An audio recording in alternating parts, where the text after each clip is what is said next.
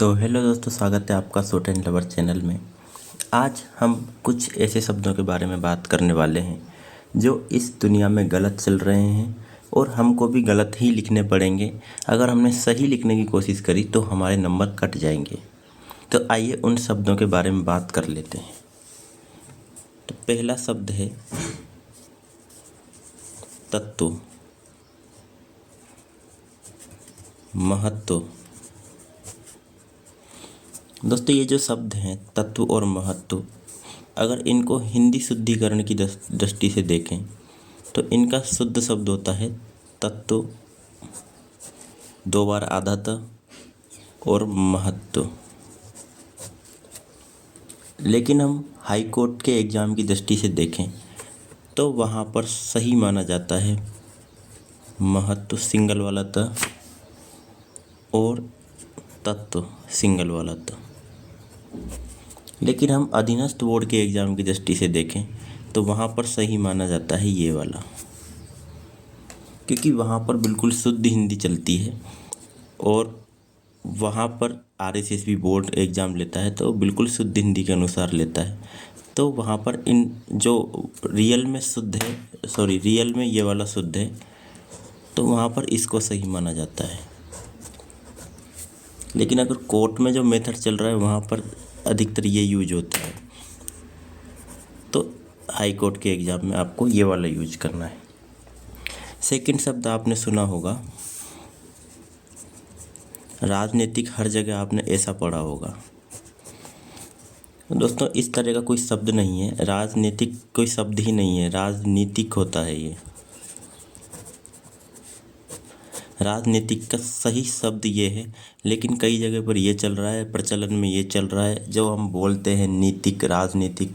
तो इसको बोलने में हमें जो सुविधा लगती है राजनीतिक बोलने लग गए और लिखा भी ऐसे ही जाने लग गया। तो कई जगह ये यूज होता है, लेकिन शुद्ध यही है। और एग्ज़ाम में हम कौन सा यूज करें, तो एग्ज़ाम में हमें यही यूज करना चाहिए। और इनमें हम एग्ज़ाम में कौन सा यूज करें, तो हमें ये वाला करना चाहिए। लेकिन अगर बोर्ड की बात होती है आरएसएसबी बोर्ड की, तो हमें उसमें ये वाला यूज करना चाहिए। तीसरा शब्द आता है वादीगण, प्रतिवादीगण, इस टाइप के। ठीक है, तो मैंने एक हिंदी शुद्धिकरण में नियम पढ़ा था कि जब भी किसी शब्द के पीछे गण आता है, जैसे कि मंत्रीगण, पक्षीगण, लेकिन अगर हम पक्षी अकेला लिखेंगे तो इसमें बड़ी मात्रा आती है, मंत्री अकेला लिखेंगे तो इसमें भी बड़ी मात्रा आती है। लेकिन पीछे गण लगाते हैं तो शुद्धिकरण की दृष्टि से ये मात्राएं छोटी हो जाती है गण लगने के बाद। तो उसी प्रकार जो प्रतिवादी गण हैं, वादी गण हैं, इनमें भी मात्रा छोटी हो जानी चाहिए। लेकिन अगर आपने इस तरह से लिखा तो ये गलत माना जाता है।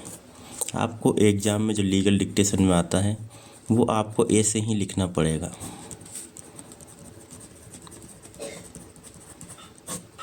बड़ी मात्रा लगा करके।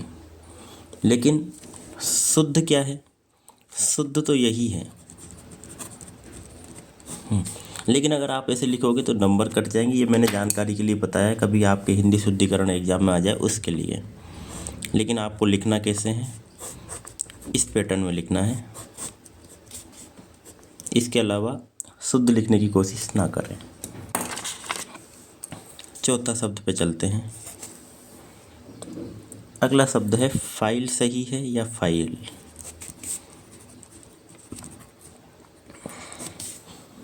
दोस्तों, ये शब्द मैं कंफर्म कह सकता हूँ कि ये गलत है।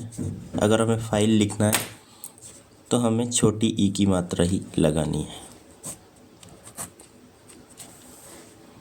क्योंकि ये जब ई बीच में आता है तो इसमें हम जो है बड़ी मात्रा नहीं लगा सकते। अगर ई बीच में आता है तो हम इसके ऊपर डबल मात्रा नहीं लगा सकते। ई अगर बीच में आता है तो सिंपल ही आता है, जैसे दवाइयाँ, बुराइयाँ, etc।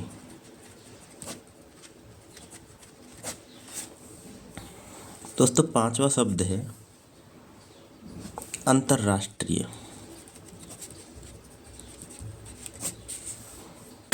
दोस्तों ये शब्द बिल्कुल गलत है, ऐसा कोई शब्द नहीं होता है। हम बोलते बोलते लिखने पर भी वैसे ही आ जाते हैं जैसा कि हम बोलते हैं। तो इसका सही शब्द है अंतर्राष्ट्रीय, अलग अलग। अब बात आती है कि एग्ज़ाम में क्या यूज करें। तो दोस्तों हमें एग्ज़ाम में यही यूज करना चाहिए, ये वाला गलत है। अगला शब्द चलते हैं कि विद्यालय सही है या विद्यालय सही है। दोस्तों जब हम इस विद्यालय को तोड़ते हैं, इसमें ये जो द का यूज हुआ है, इसमें द आधा होता है और यह पूरा होता है, तब जाकर के ये शब्द बनता है। तो इसका मतलब ये यही है और ये भी यही है, ये दोनों का रूप सेम है, इसमें कोई सा भी गलत नहीं है, दोनों राइट है। इसलिए अब हम एग्ज़ाम में क्या यूज करें, तो एग्ज़ाम में हमें यही यूज करना चाहिए क्योंकि प्रचलन में यही है। और जब डिक्टेशन में डिफ़ॉल्ट में जब वो देंगे तो मेरे हिसाब से यही देंगे क्योंकि यही चल रहा है। तो आप जो नॉर्मल यूज में जो शब्द आ रहा है आपको वही यूज करना चाहिए। बात करें राजनीतिक की, तो आपको शुद्धिकरण का ही यूज करना चाहिए।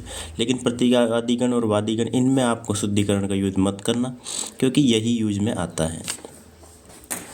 अगला शब्द चलते हैं दोस्तों 7 नंबर कि कार्यवाही सही है या कार्रवाई सही है।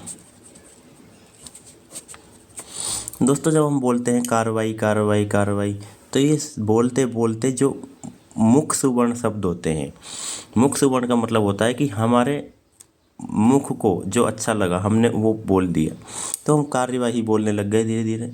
तो लिखने वाले ये लिखने लग गए, लेकिन इस तरह का कोई शब्द नहीं होता। जो शब्द होता है वो यही होता है, लेकिन आज भी कई जगह यही यूज हो रहा है, कार्यवाही। तो मेरे हिसाब से तो एग्ज़ाम में जब भी कार्यवाही आए तो आपको यही वाला शब्द यूज करना चाहिए, कार्रवाई। अगर आपके कभी ऑप्शन में आता है, एग्ज़ाम में आता है, हिंदी की एग्ज़ाम में आता है, तो आपको यही वाला सही करना है।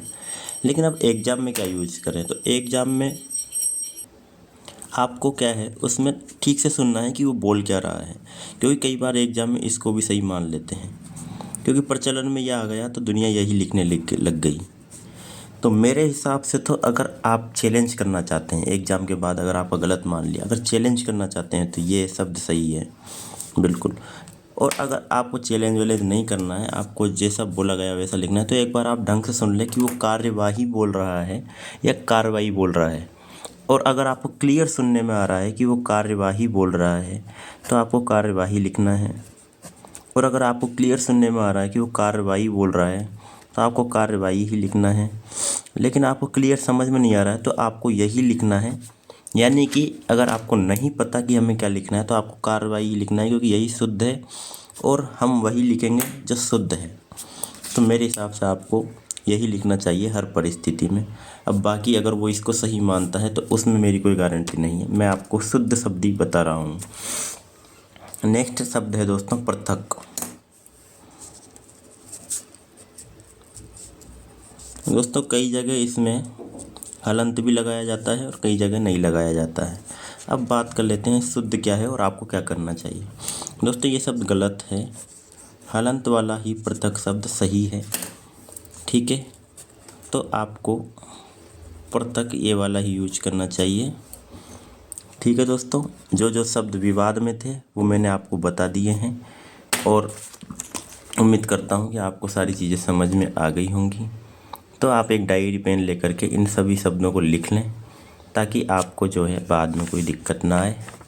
तो थैंक यू दोस्तों, मिलते हैं नेक्स्ट वीडियो में, ऐसी ही जानकारी लेकर के आएंगे। Thank you.